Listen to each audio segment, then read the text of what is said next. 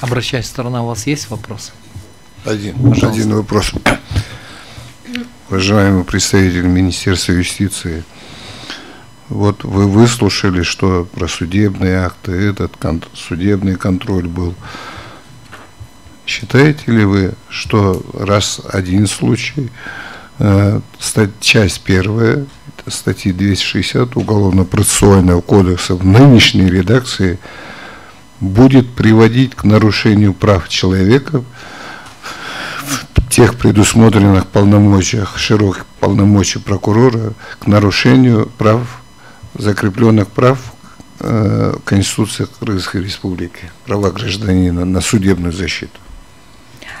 Ну, если будут такие случаи, если будет не расписан порядок, именно вот, если имеет судебное решение, если именно в таких случаях, ну, будут такие аналогичные случаи, то тогда, да, будут нарушаться.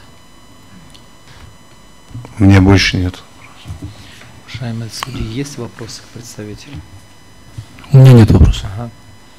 Ага. Самат Хаштубекович, у вас есть вопросы? Нет. Уважаемые судьи, есть вопросы? Нет вопросов. Присаживайтесь.